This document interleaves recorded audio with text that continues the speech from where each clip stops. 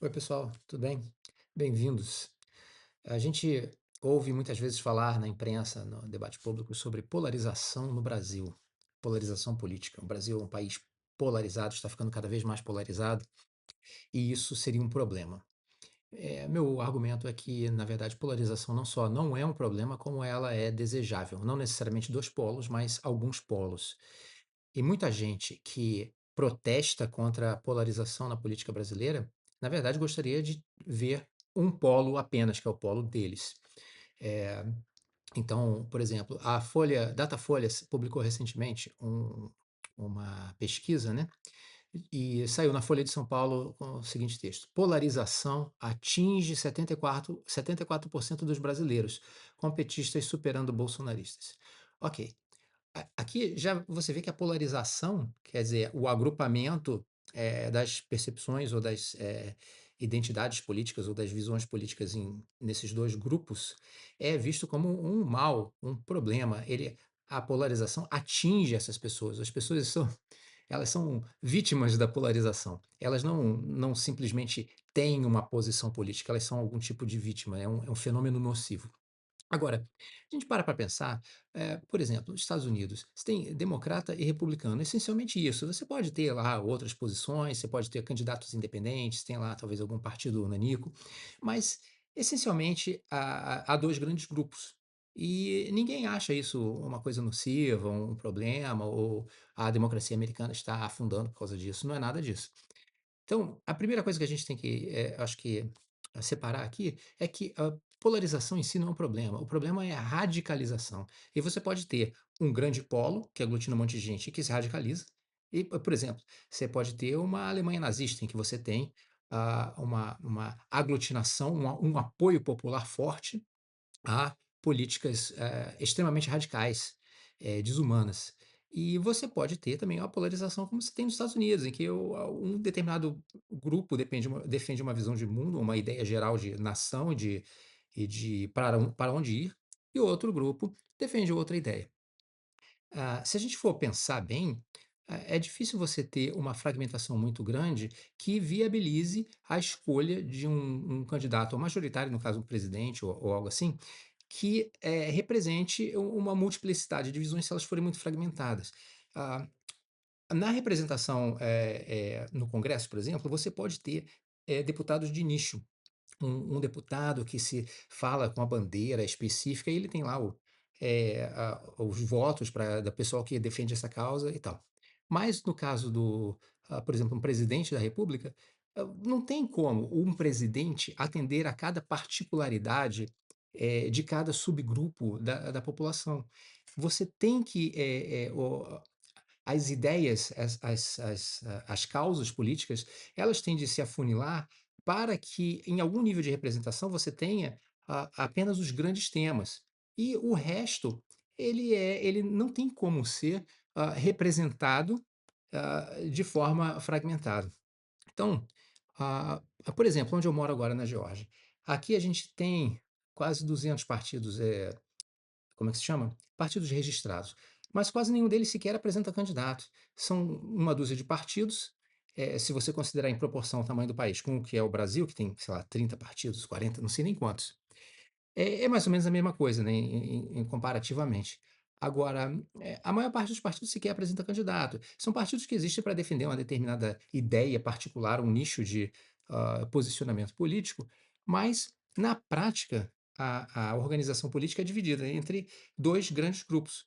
Um que está atualmente no governo e outro que está na oposição, que é mais ou menos um sistema bipartidário, de fato, como é nos Estados Unidos. Então, não é um problema em si. O que a gente tem como problema é uma crescente radicalização de alguns grupos, mas não de todos esses grupos. Não adianta dizer que todos os petistas são radicais ou todos os bolsonaristas são radicais. A maior parte não, a maior parte são pessoas normais, equilibradas, que tendem a ver o mundo de uma forma, ou tendem a defender certas políticas ou outras políticas. Então, esse é um ponto que a gente precisa ter em mente.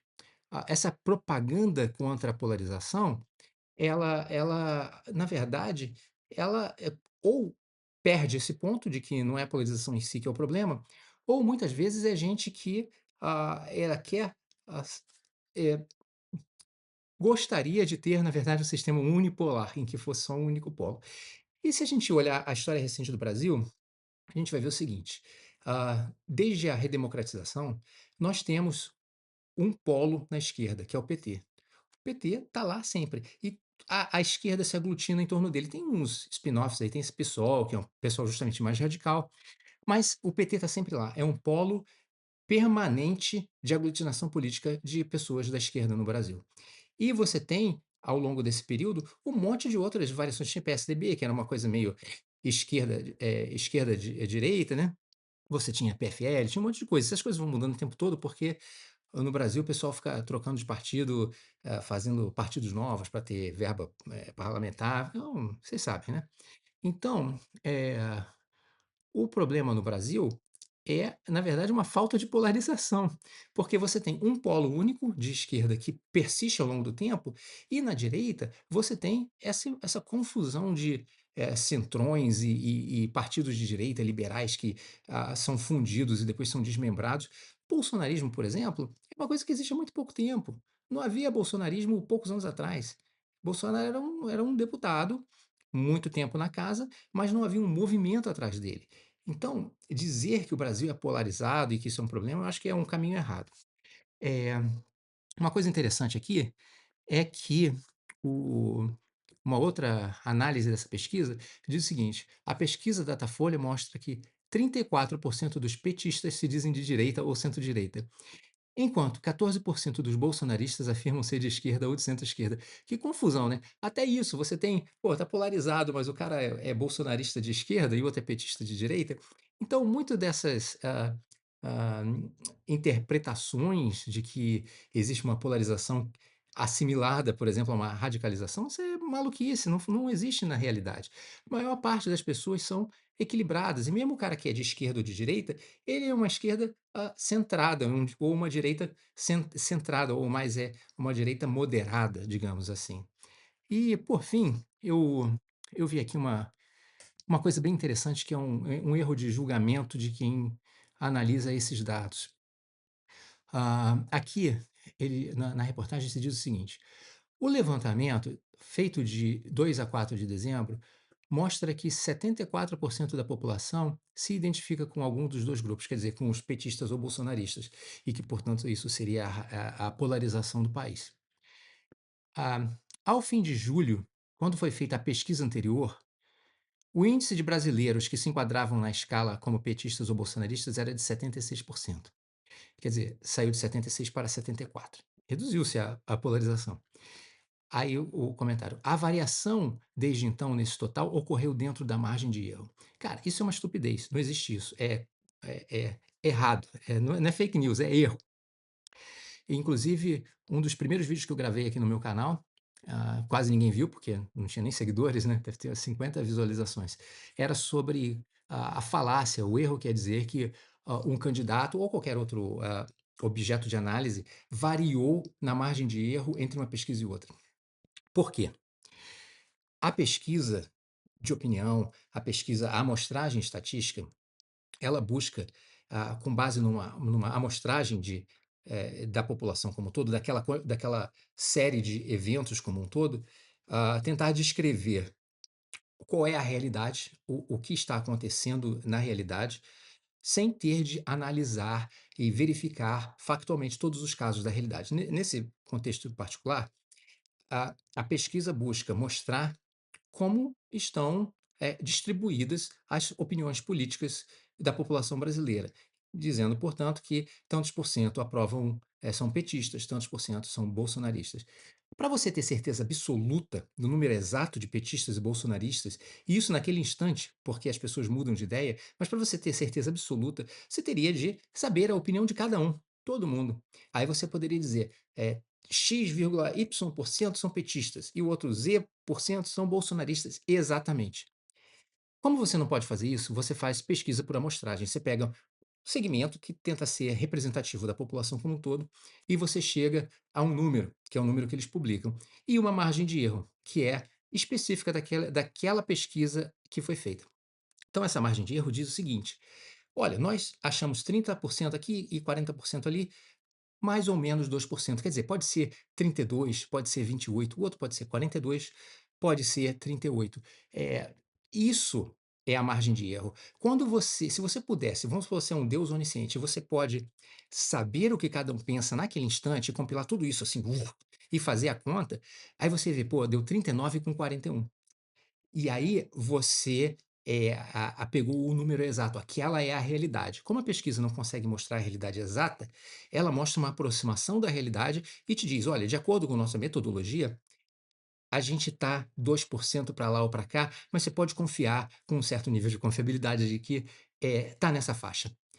Quando você, uma semana depois, um mês depois, um ano depois, faz a mesma pesquisa e os números são diferentes? Os números são diferentes. Você tem uma nova representação daquela realidade. O fato de que você agora tem 31 sei lá, e 48, não importa. Não significa que aquilo tenha qualquer relação, tenha se movimentado dentro daquela margem de erro da pesquisa anterior. Simplesmente você agora diz que são X% e Y%, e da mesma forma como na primeira vez, você não tem certeza de que aquilo é o valor exato se você pudesse conhecer todos os fatos. Então você diz: "Olha, deu isso aqui e tantos por cento para lá ou para cá". Isso não tem nada a ver com a flutuar dentro da margem de erro, porque senão você daqui a pouco poderia fazer pesquisas subsequentes e imagina, e cada uma deu 2% a mais do que a outra. E aí você, não, mas a margem de erro era 2%, a outra deu, estava aqui. Então daqui a pouco você está a 30% de distância e dizendo que está dentro da margem de erro. Percebe que não faz nenhum sentido? Então isso é uma coisa, eu vou botar o link do meu vídeo aqui em cima, se alguém tiver interesse em ver, mas isso é uma coisa, eu vejo isso repetido o tempo todo. Inclusive caras que são estatísticos, né, que trabalham nesses institutos dizendo esse tipo de coisa, especialmente em épocas de eleição, naturalmente. Então, gente, acho que voltando ao ponto principal, não tem esse negócio de polarização, polarização é uma coisa boa. A gente tem que ter, o agrupamento, de posições em um número limitado de movimentos políticos relevantes. Não precisam ser 2, pode ser na Europa tem países com 3, 4, 5 hã, polos, digamos assim, né. Então a polarização em si, o agrupamento dos movimentos políticos em grandes, direções, é uma coisa não só normal, positiva, é necessário para o funcionamento de uma democracia. Você não tem como ter 300 grupos, defendendo ali. Como é que você vai escolher? Como é que você vai ter e vamos supor que fosse distribuído igualmente, né, cada um tem um percentual. Como é que você vai fazer? Vira um balcão de negócios. E se você não tiver 2, 3, você vai ter o quê? A gente vai acabar com vai quê? Fica só o PT? Fica só sei lá quem? Não adianta. Só Bolsonaro? Só Lula? Não pode. Então, na verdade, é positivo, é saudável, e o que a gente tem que combater é radicalização, são os malucos. Se a gente combater os malucos, tá tudo certo, vai tudo acabar bem. É isso, um abraço e feliz ano novo.